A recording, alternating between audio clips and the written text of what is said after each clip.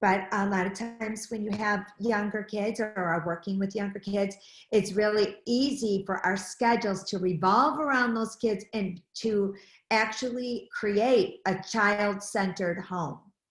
I know some families that I've worked with that have even had their children who cry louder than their husband. The home literally revolved more around the child than it did around the husband. And that's a really dangerous thing to create, and it's very hard to keep up.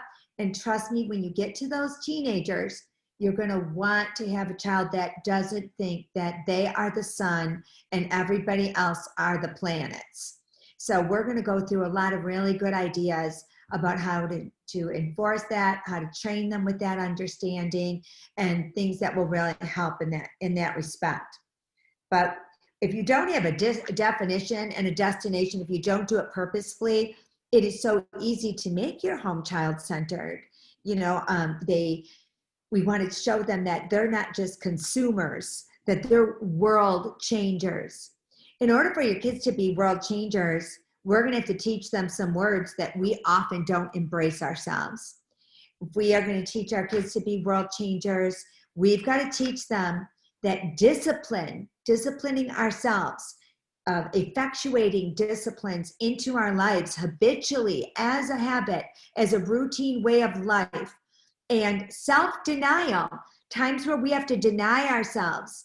Those are not bad words. We want to teach our children the value of those words. Those words are most famous with Olympian athletes, people going for the gold. And we don't want to be normal people. We want to and raise normal people. We know that we are called to be like a city set on a hill and to give light. And we are set in the midst of a crooked and perverse generation that we're expected to shine brightly.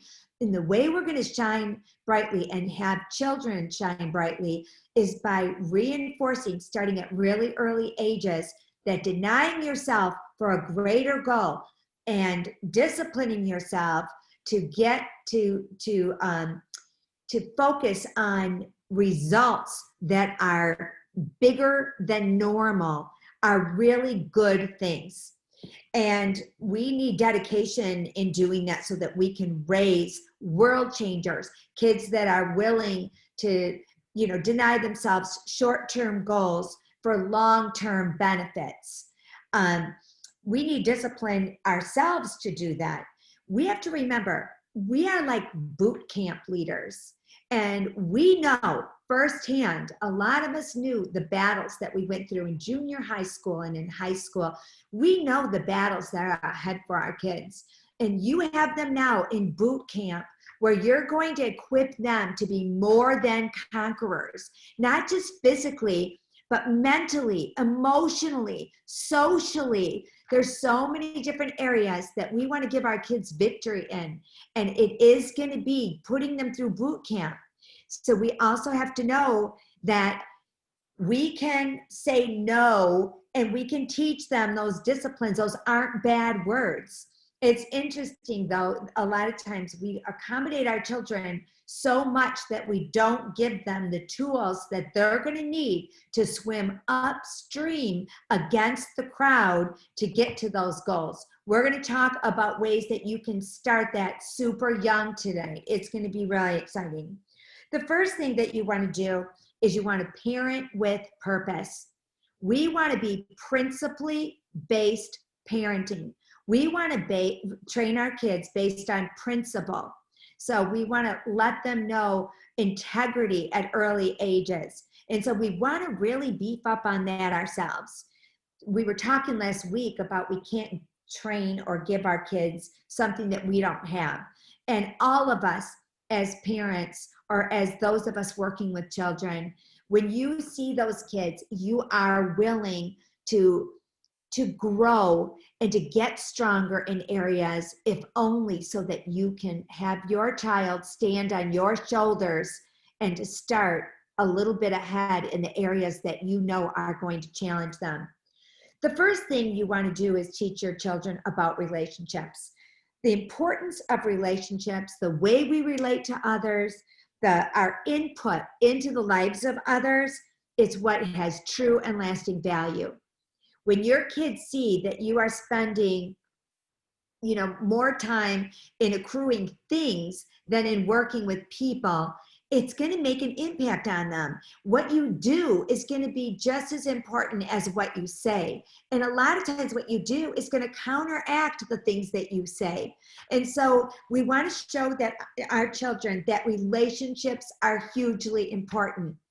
Even when we were raising our kids, it was really on how they learned to relate to others. That is the key. The way that they see you relate to others. How do you react when you're frustrated? Some of you have super small kids, maybe, early childhood, maybe 2, 3, toddler age. Some of you have children that are getting a little bit older now, 5, 6, 7. You can talk to them when you're frustrated. You don't have to tell them the whole story, but you can say, sorry, that's my watch talking. But sometimes you don't have to tell them the whole story, but you can say, in fact, even today, something happened and I told my kids, I said, oh, I'm so mad. Do you see fire coming out of my ears? So I tell them, like, I'm so mad, but this is how I'm going to handle that. Like, they need to see, and you need to bring down to their level what you do when you're frustrated. Like, if you're with them at the grocery store, like, oh, this line is so long, but you know what? I'm just going to have patience. And we're just going to do something while we're waiting so we make the time pass faster. You're training them in every single frustration that you're experiencing.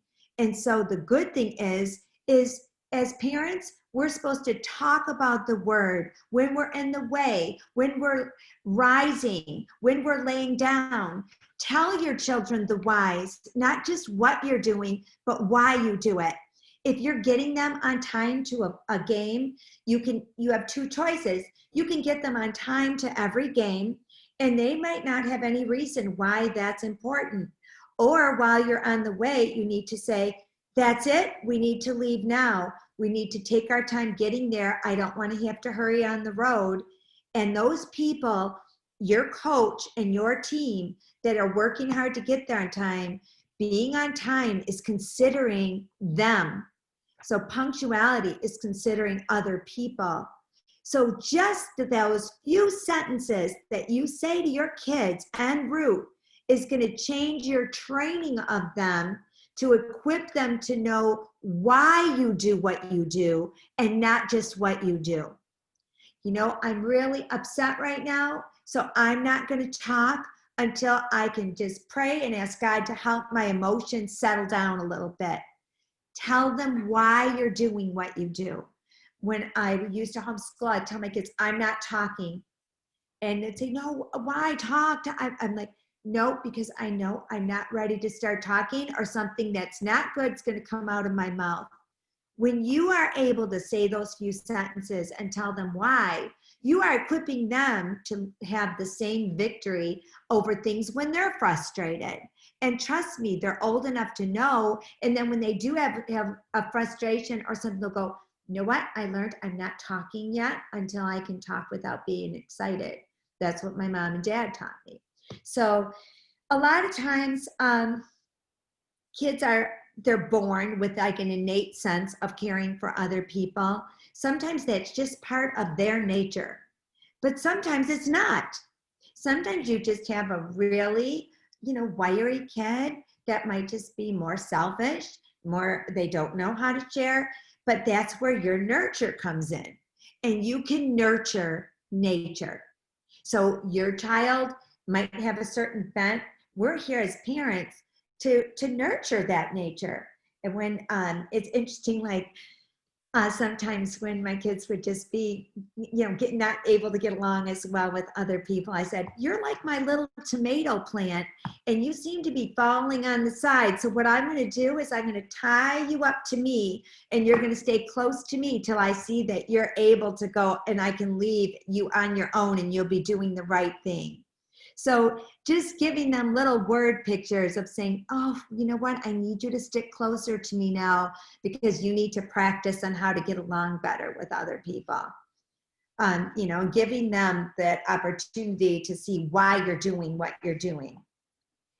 Um, you know, Empathy is something that we need to give our kids. We need to teach them to feel for other people. Psychologists even said that when parents don't respond to an infant's cries, they learn to self-soothe and they have trust issues, and they learn that their cries aren't important. Now, we know we're trying to achieve a balance between answering every cry and teaching them to handle things on their own as they get older. But we want to let them know that we do empathize with them. I mean, I had one of my adult kids come over and they were working with shrubs and they got cut up by the shrubs. And we all know that that can really sting, right? And when an adult gets cut up, you want to let them know you care about that. I am so sorry. Do you want me to give you some cool water? Something. Just having that empathy. And if your child gets hurt, let them know that somebody cares and is in their corner, whether it's a little paper cut or whether it's a big thing. It's important that we teach our kids empathy. So we also want to teach our kids to be socially acceptable. I call it being socially acceptable. I realized very early that some kids are not acceptable to be in public yet. They need a little more training at home. And so I like to train my kids to be socially acceptable because my husband traveled 5 days a week. So usually I was going to have my kids with me, whether I was at the grocery store with 5 kids, but we had them all within 5 years, so they were super close together, or whether I was at my dentist appointment with 5 of them lined up against the wall. I knew that I was either going to try to find babysitters, which was really hard, or I was going to have to get them to be socially acceptable enough to take with me, barring a few embarrassing training programs, right? Sometimes it can be embarrassing, but we are a work in process, right? But I love when they hit what I call the terrific twos, when they learn that they have a say on their world. That can be pretty challenging. 2, 3, and 4, when they learn that they can make a difference in their world, I think that's a big deal with our kids. They can learn that they can make an impact. But this is an exciting time, but there's a lot of dangers if you don't help them to keep things in the proper perspective. So this is a really important time of parenting, because if you fail to train your kid correctly during this stage, it can open the door for a host of problems for their future and for yours. This is the greatest time to enforce respect for parental authority. They're way smaller than you. You're hovering above them in size and in stature. Your voice is even deeper and more powerful than their tiny little squeaky voices. And if you wait until they get older to start to have them respect your authority, it will become difficult, if not near impossible. You don't wait until they're eye to eye with you and try to have them respect you. You teach them respect at an early age when you're taller than them. Also, if you don't teach them respect, then they can get hurt. One time we were at, Daniel had a graduation party. We had a very memorable graduation party. A tornado ripped through our house. So all of a sudden, my sister was out in the backyard and we had kids out on a canoe on the lake. And we shouted out to them, "Get back." And I go, "Do you think it's gonna," and I was gonna say rain, but as soon as I said rain, the rain was literally pelting us, like just pelting us. And all of a sudden, this big tornado is whipping up. And those kids had come back immediately. Their mother didn't have to explain it to them. They weren't given the, "Why should we come in?" The things that parents let the kids get away with. That's not good, and it's not healthy, and it could cause safety problems. Teach your children the importance of obeying you right away. We actually would have times where we'd say, "Okay, let's go. Follow me." And we would literally practice that just in case we did have a fire or something. "Let's go. We're crawling on the floor. Follow me." And just making them follow you and obey you without asking any questions. that is a really important thing for you to develop early on. And actually, it can be really fun for some of those practice sessions. You know, you don't want to have a child that thinks it's a game when you call them, and in the parking lot, they start running away from you when you call them. That's not going to help either one of you. Also, they won't be prepared to go to day care or preschool or any place else, because when they go to those places, they're expected to sleep on their sleeping bag and have their little snack time and everything like that. So we want to have them prepared, and we want to teach them those things at home. You know, we want to teach them that there's a certain schedule. Even when I homeschooled my kids, I said, come on, the bus is leaving, because I wanted them to know that at 8:30, we were starting school. So, you know, and at 7:30, by the way, we had our Bible study. We had that until 8, and then we had the breakfast from 8 to 8:30. And I told them, I said, look, I don't care if you miss breakfast, we're not missing our Bible study. That's one of the things I started when my kids were super young, 3, 4, 5. And that way I wasn't trying to enforce a Bible study time when you went with a 14-year-old that never was used to it.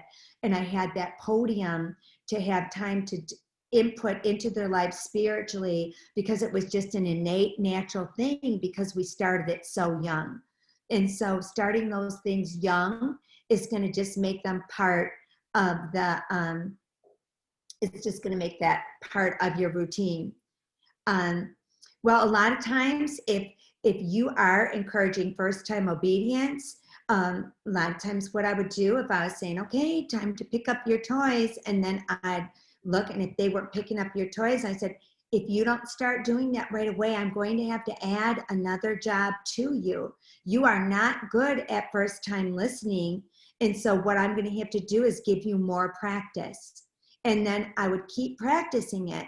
And sometimes it would be annoying for me, because I would have to stop everything I was doing to keep practicing it over and over. But I wanted to show my kids that it's not going to pay to disobey. So if it doesn't cost them anything, then why do they care? And so I'd be like, oh man, you didn't pick up your toys yet? Okay, so now we're going to pick up your toys, and we're going to go organize your pajama drawer. Okay, let's go. And then sometimes if they're young and they're not used to that, stay there and know that kids will do what you inspect, not what you expect. So come alongside and say, come on, you need to pick up your toys, or I'm just going to have to add another job. You know, a lot of times I like to do a plus and a minus. So for example, I'd say, you know, I'd save the fun things for right after we're going to pick up the toys. After we pick up the toys, we're going to have playtime for a few minutes. But if we don't get the toys picked up right away, we're going to have to eliminate our walk outside. And that way it reminds them that they are cutting in to their fun time when they are not listening. Just like we would be cutting into our fun time. If we weren't listening to our boss, we might have to give up our lunchtime or something to finish that job, right? So we're trying to make good employees, good children of God, and good and you know, upright citizens. So we want to look to that end and say, what would our boss do? Which reminds me, a lot of times if my kids didn't get along, even today I had 2 grandkids that weren't getting along, and I was trying to read with the third one, and I said to those 2, I stopped and I said, excuse me, sweetheart, I can't listen to this beautiful story because these 2 are not getting along. And I went in there and I said, okay, give me all those things back. Let's put them down. I said, what is your plan to get along? Because if you can't get along sharing this box of 64 crayons, then I'm just going to give you 1 crayon each and call it a day. So do you want to make a plan now, or do you want to just take the 1 crayon? Because you're interrupting this time. And they're very young, and they were able to figure out a plan, and I was able to give them the box of 64 and show them that it pays to have a plan to get along, and they can come up with a plan. When my kids when you don't get along with someone at work, your boss doesn't come up to you and go, Well, you can't seem to get along with that coworker, so I'm going to give you your own office, does he? No, you're stuck in that close proximity with those people. So make your kids have a plan. You might have to wait outside. I used to put them in the bathroom, but I sometimes have to stand outside to make sure they didn't hurt each other. But I would wait. I'd say, come up with a plan, and when you're done, come on out and tell me what your plan is to fix this. And a lot of times they would come up with a plan, or I'd say, you know what, you guys are having a hard time getting along, so I'm going to have you play a game together, and you're going to have to get along before we go forward, because we're not adding friends until we get along in our own house, and we're not having friends come over until you guys know how to consider each other first. We're going to get along first, and then we're going to add friends. So, you know, training your kids to just be socially acceptable, to know that they don't make the schedule. It's time for lunch. It's 12 o'clock time for lunch. They're not going to make the schedule at work. You are not doing them any favors in boot camp by teaching them that they get to set the schedule, make all the decisions, and then send a child out into society, into school, where they don't get to say their opinion. They have to stand on the purple square, and they only get snack time at 2 o'clock. So we don't want them to melt down and fall apart when they find out that they're not the sun and everybody the planet, but that their opinion sometimes doesn't count. My kids are on here. They remember sometimes we used to homeschool. So sometimes I'd say, that's a great suggestion. Write it down on a piece of paper and put it in the suggestion box under the kitchen sink. So it was the garbage. Sometimes they can have a pick. Sometimes they're not getting a pick. Don't teach your kids that they can pick everything. You are not equipping them for the real world. You want to teach your kids that sometimes their opinion counts and sometimes it doesn't. So they don't need to give it all the time, because at school, the teacher doesn't care what their opinion is. So you want to train them for that. Also, here's 5 things to remember at this stage of the game. You are in charge. They can learn that they have a voice and an opinion sometimes, but they're not in charge. It's not always going to be listened to. That is really important. You need to make it easy for them to respect authority without challenging every rule and every decision. It was really cute. One of my granddaughters, we were on vacation. She was young. She was about 4, and she wasn't very good at hearing the word no. So I said, you know what?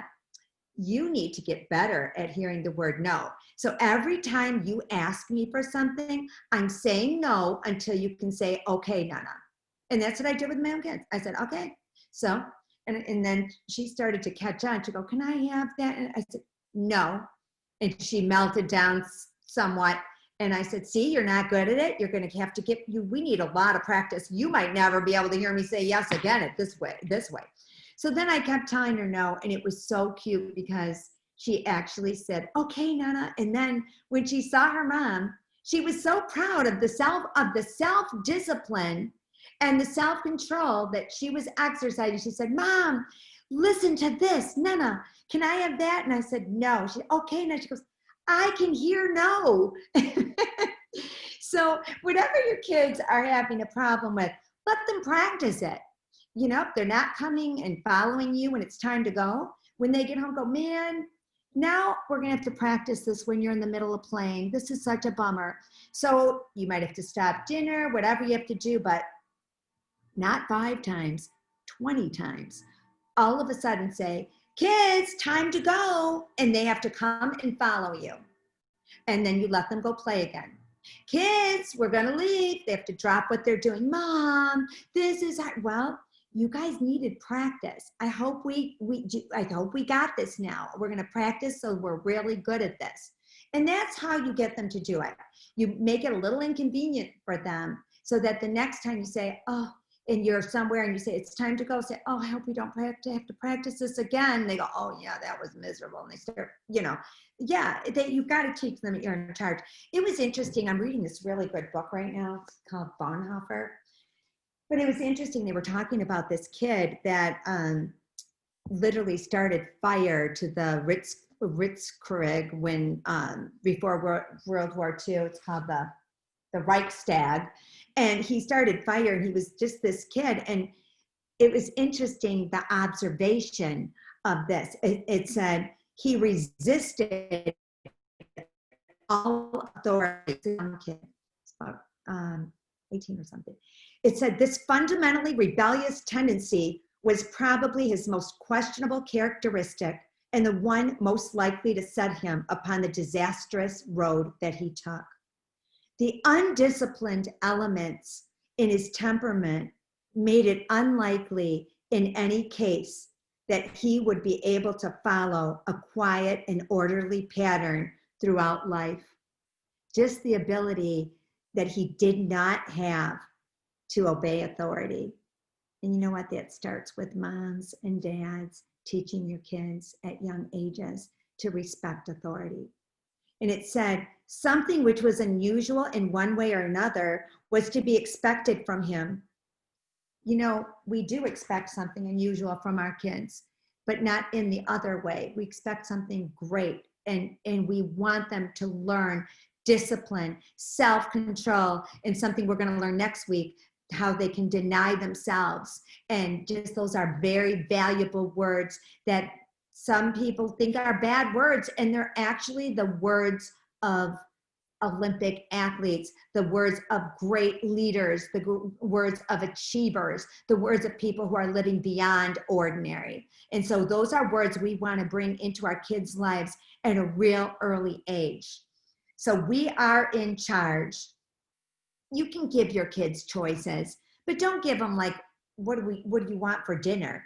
That choice should go to your husband anyways, or you and your husband anyways. But I mean, you can ask them, do you want to wear this or this? But you don't just give them open-ended. Do you want to go to the birthday party? You know, I mean, they don't get to pick some stuff. So teaching them that is really going to be a blessing. Also, watch your words. I know when God gives me a command, it's something that I can obey. I have the tools to obey. It makes sense for me. So, and he equips me to obey. I knew when my boss gave me commands, it was commands, not options. When I was in college, I knew the assignments weren't like, you know, if you want to. They were commands. That made me a good student. It made me a good employee. It made me a good kid. So what you want to do is you want to say, hey, I'm just going to say it. You don't have to raise your voice. I don't care if a police officer goes by me screaming as I'm jetting around in my little car speeding. That I could care less. If I had a policeman drive by, red-faced, having a heart attack, screaming, I wouldn't even care. But you know, all they do is they put the light on, they go, take out your wallet really softly. Their authority, it makes it possible for them not to get all upset and red-faced and have heart failure while they're trying to enforce something.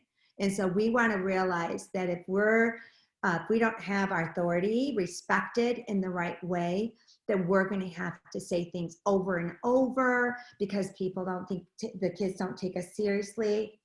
But we're not giving our kids and doing our kids any favors by telling them something without following through.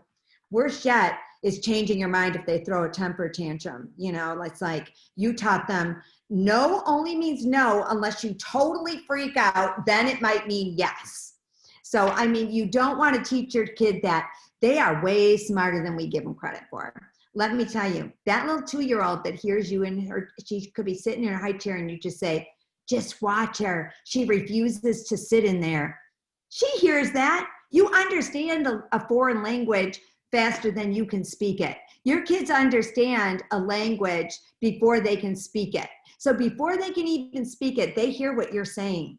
And so it's better to say, you know what, if they don't sit in their high chair, they're not going to eat, or, you know, they're going to sit in their high chair. That's not an option. They need to hear you say things and not just give them permission to disobey by your words.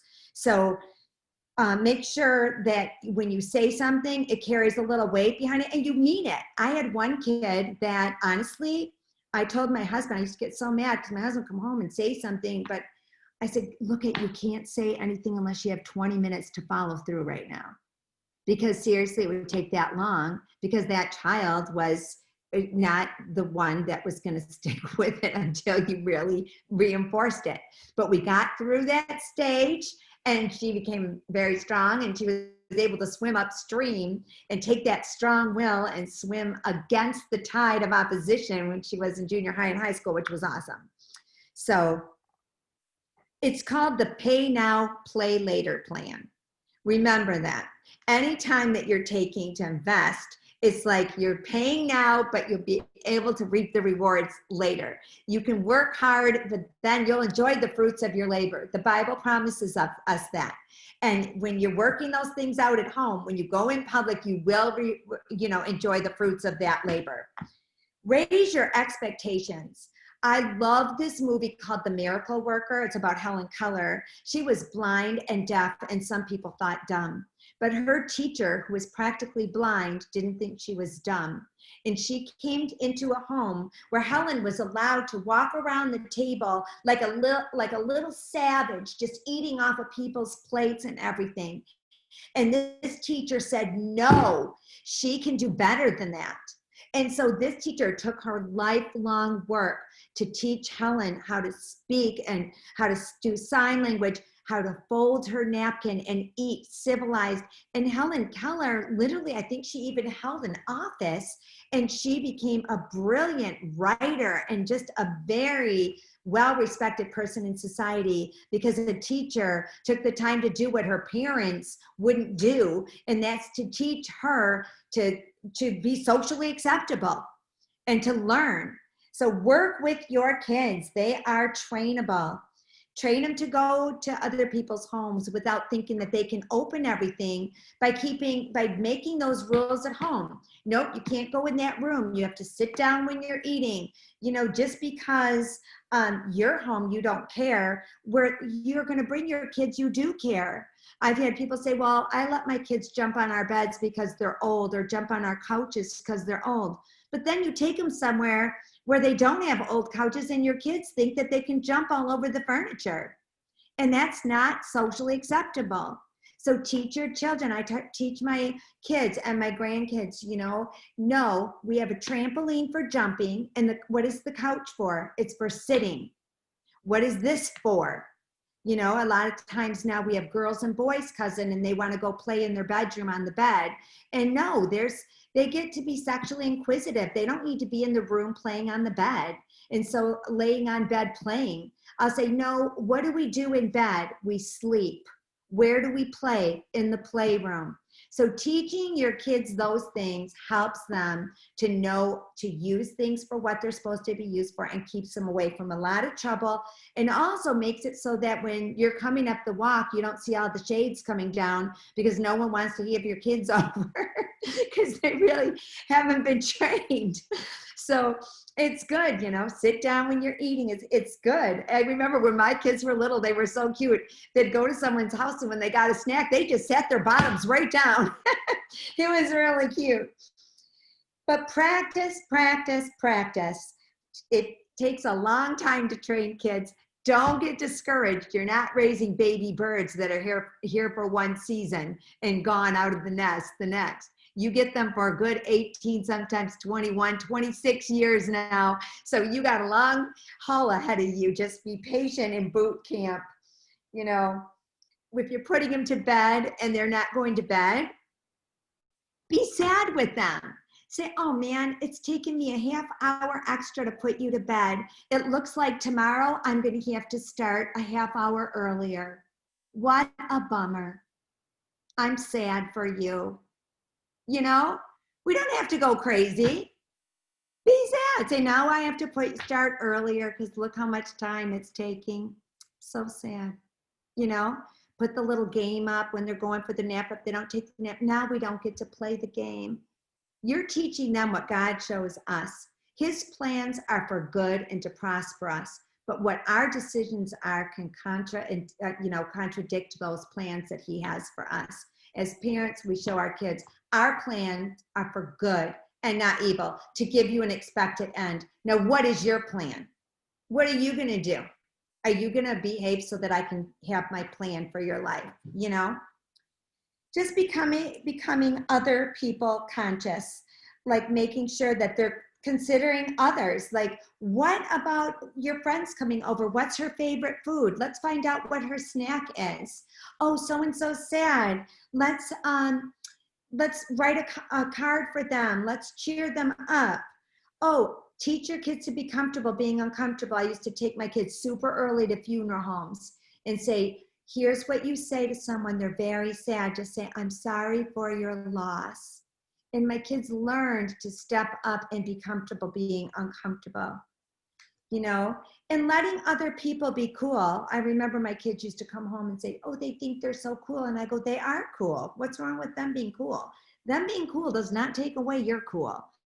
We can all be cool. You know, we have to teach our kids to celebrate with other people. Like, this isn't about you. Yeah.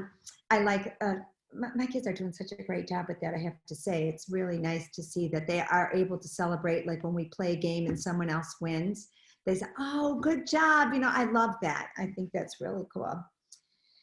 But we want to teach people that we don't have to get uptight about people. Maybe there's a old person on the road in front of you, and you're driving, and you know, you could say, look at, see, I'm really in a hurry to get there, but look at that. It's probably a little grandma going out to visit her grandkids. We have to be patient with older people, and using those opportunities that you get frustrated in as an opportunity to show your children how to circumvent those frustrations and to turn it around to consider people.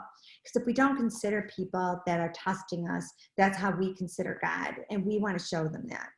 Compassion should be a word that has strength. It comes from a word com, meaning with, and passion, passion. So we have to show our feeling someone else's pain on our heart with passion, and showing your kids that you have compassion without necessarily babying them or overdoing it, but just showing them that you care when they're feeling bad or hurt. It's really important. Also, I think God's plan for community, we have to know that the devil comes as a roaring lion trying to destroy people. The devil roars to intimidate, but when he attacks, he creeps up, and he creeps up like he did in Africa when we were on safari. They said that what the lion will do, he'll wait for someone to get away, one of the animals to get away from the pack, and that's the one he gets. And so we have to realize when we are not getting out into community and we are isolated and alone, it makes us more vulnerable to attack. The Bible says it this way: whoever isolates himself seeks his own desire. He breaks out against all sound judgment, in Psalm 18:1. This is war. There's battles, and it's for your life and for your health. Your health. Community does so many awesome things. We don't have time to get into it now because I want to go into this next lesson, which is about creating givers. But you can find on page 60 some of the scripture verses and stuff about community and the reason why we have to make time for community.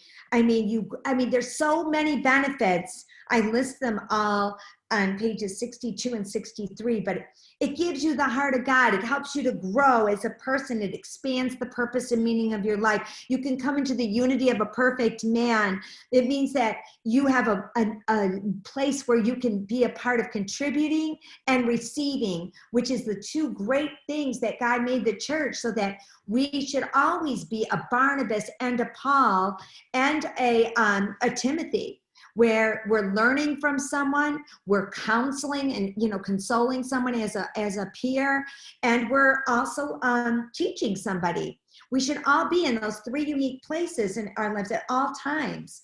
So I think, like, as part of a community, you learn to think about something that's bigger than yourself.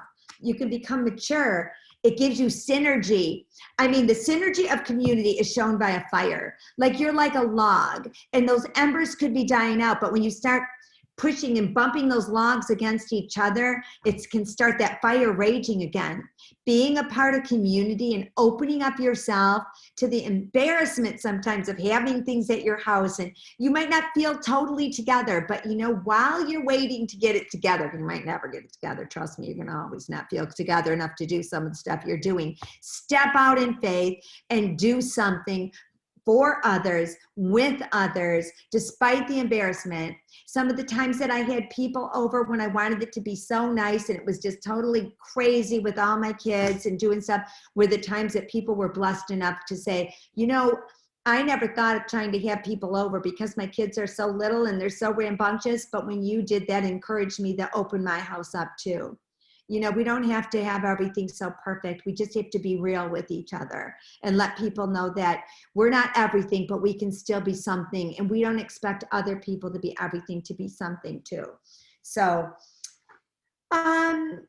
anyways, there's just a lot of ideas. But the best way to realize it's not always about you and train your children, it's not always about them, is for us to value and accommodate and live in community with people with true camaraderie. It's awesome. Now, we can make a difference in our world. We want our kids to know that they can make a difference in their world, and they don't learn to give by taking. So, you know, a couple of the ideas that I loved to do with my kids is I always believe in putting something in. Doesn't have to be a lot. Sometimes you don't have $50, but you have 5. Sometimes you don't have 4 hours, but you have half hour. So sometimes just taking what you have and giving it, just like the little boy with the lad's lunch, he's probably clutching it. I just brought my lunch. This is all I have. There's nothing else. And, you know, and God saying, you know, turn it over. Turn it over. We're going to feed 5,000 with that. Do you know God can take your resources and multiply them so that you'll have leftovers? And it's powerful. And I love that I was listening to a message and he was talking about when the woman got he said, go out and give me your last flour and make a cake for me and you will never run out. And I love that story because she didn't necessarily, she gave that to Elijah the prophet. And she gave him her last meal, and she said, then I'm going to just die. But he said, you'll never run out. And every time she went to that cupboard, she never ran out. She didn't go to the cupboard and see 60 pounds of flour, but she went and that flour never ran out. She just kept taking and giving, taking and giving.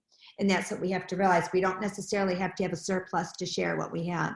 God will have us never run out of what he needs to give us.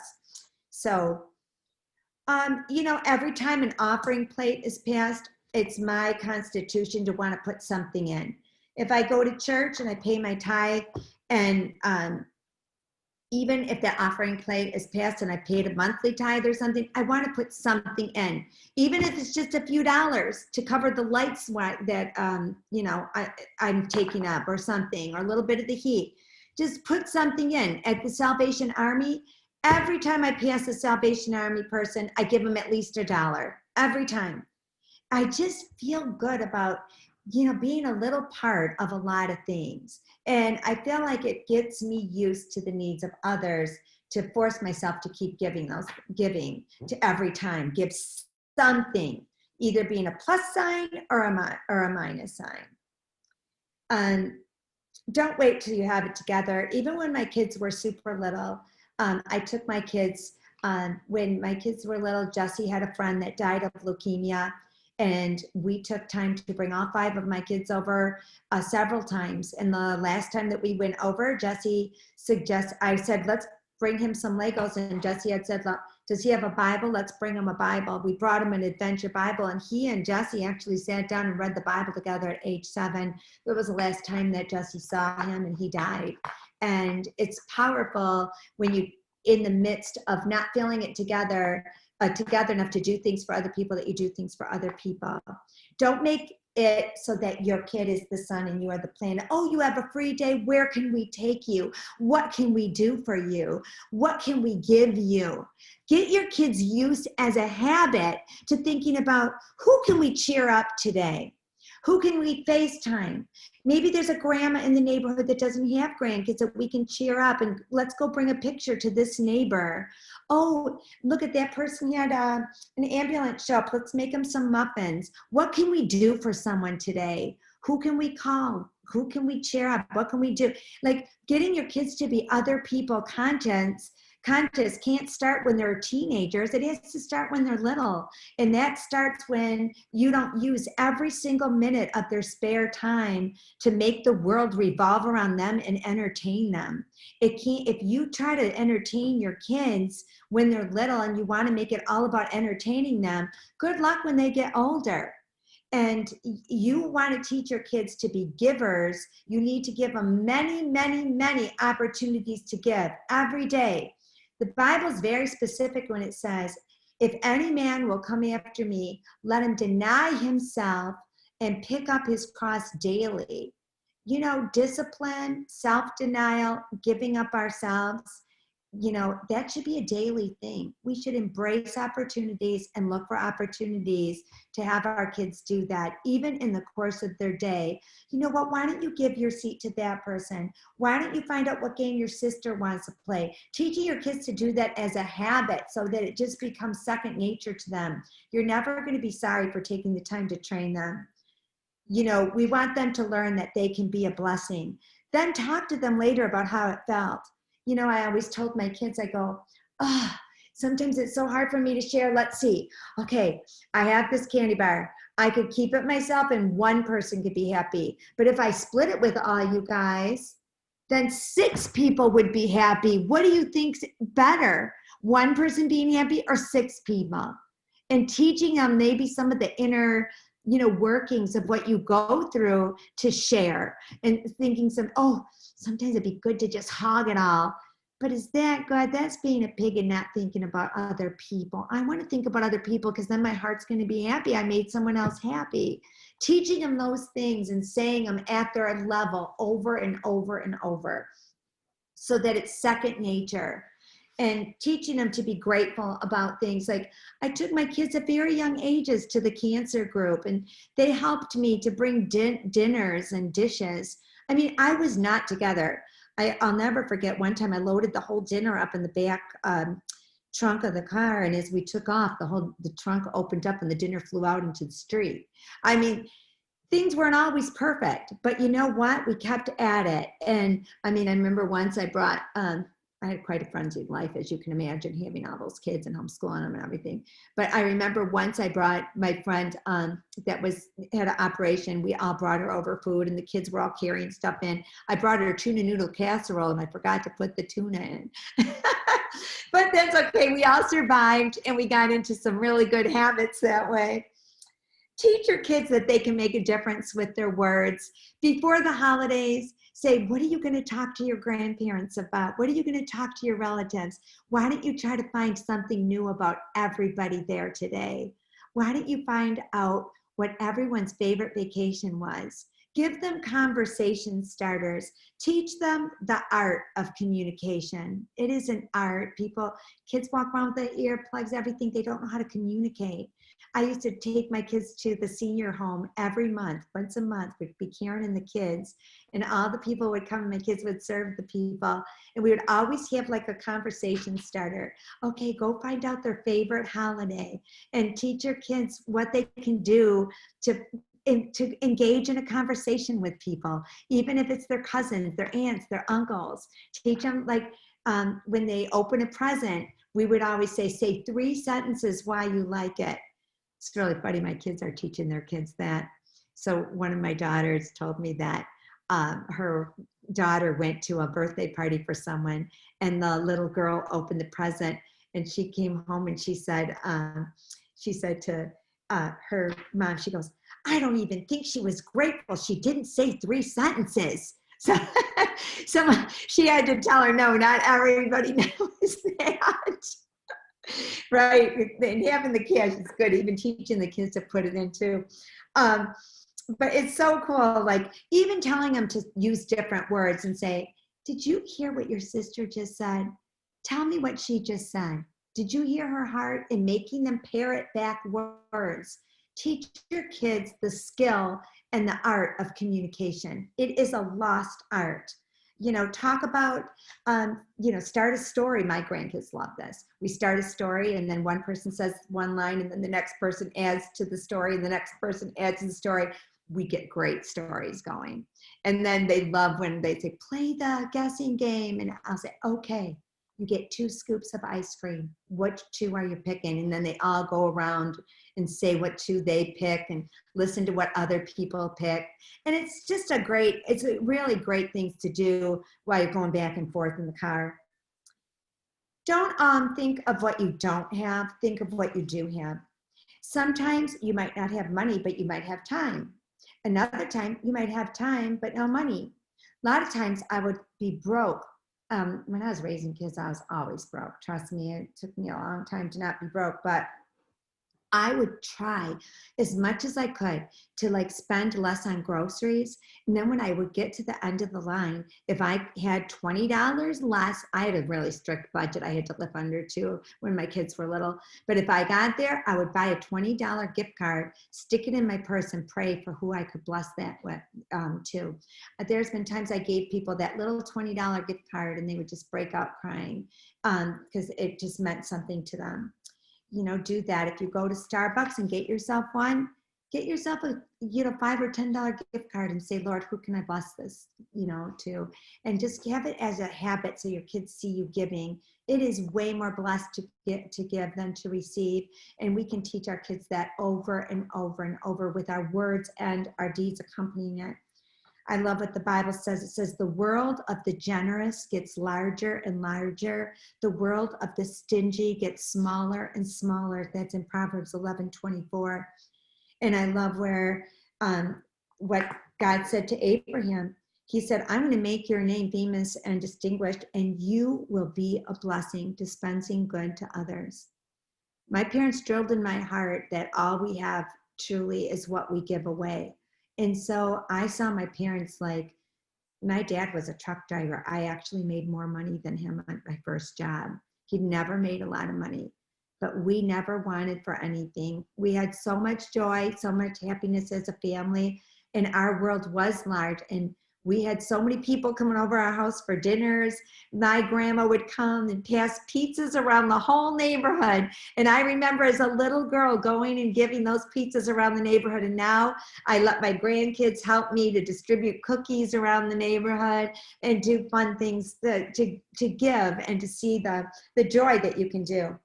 There's a lot of reasons that God gives us to give. And I always would tell my kids, I go, you can give because you love God and he says to give, and you can give to honor God, or you can give because it's going to come back at you like a boomerang. You can give knowing that as you give, it's going to come back and it will be given back to you, pressed down, shaken together, and running over. You can just give because you want to get it back in bigger measure. God gives us that reason to give, doesn't he?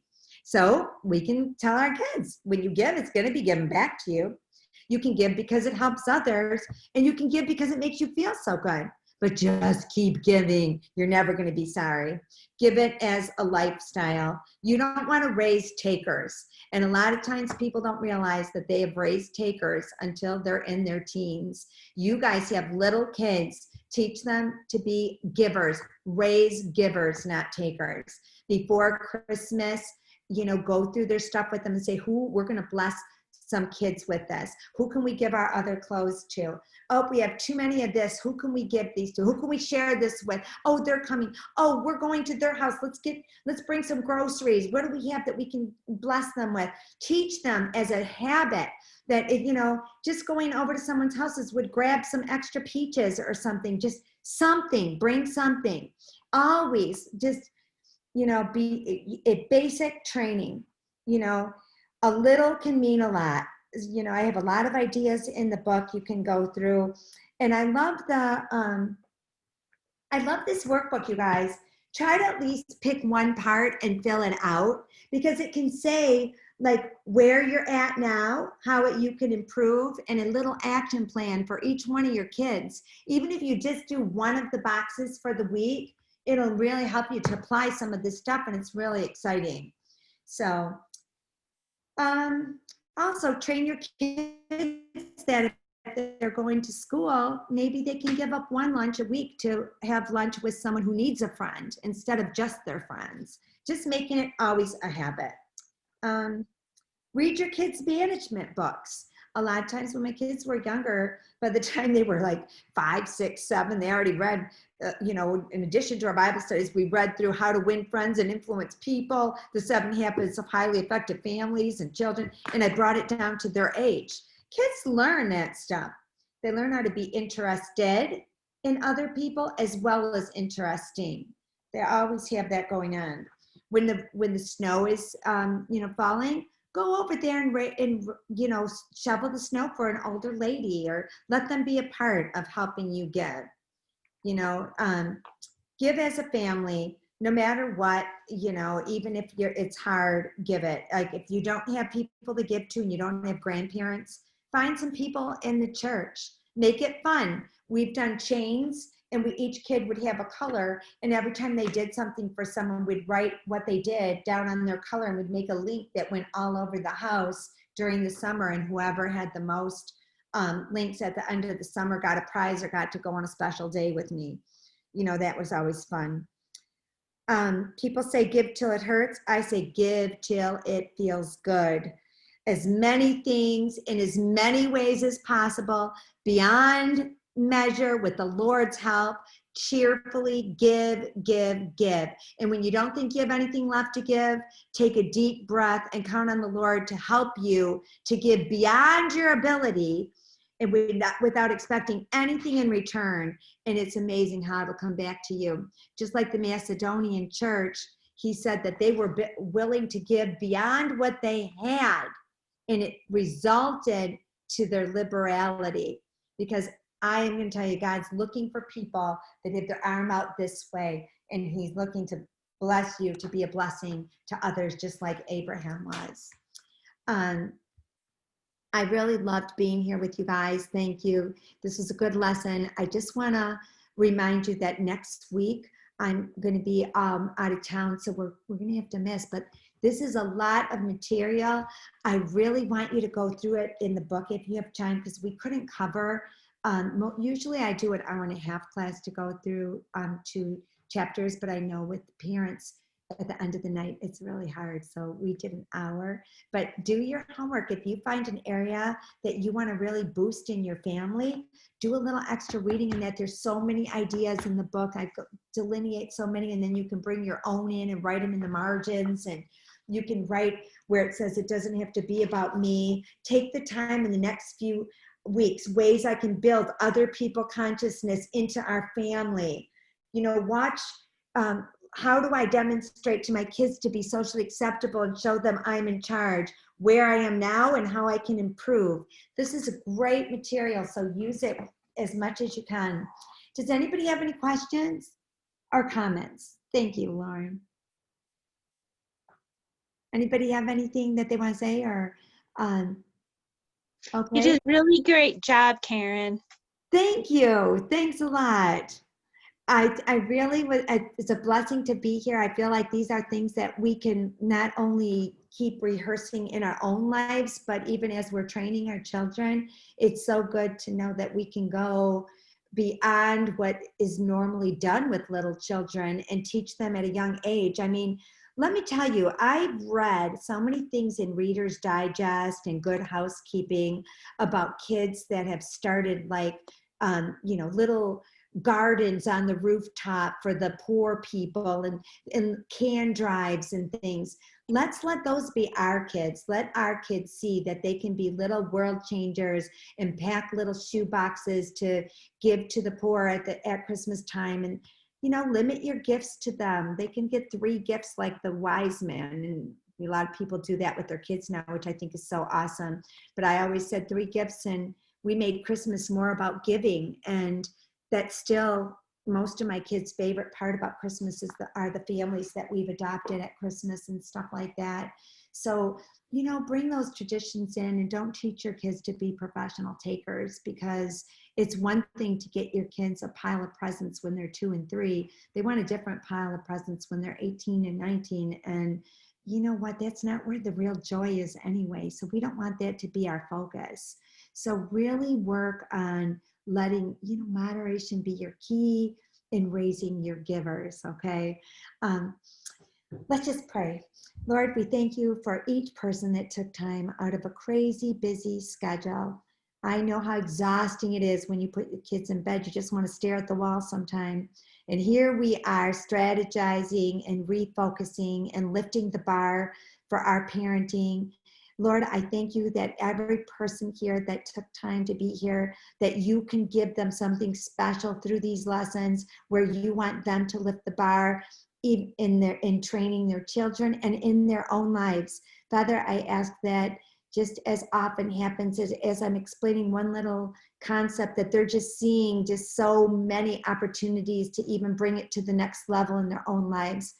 Thank you for this opportunity. Be with each family and let these little seeds that are sown bring you harvest in Jesus' name. Amen.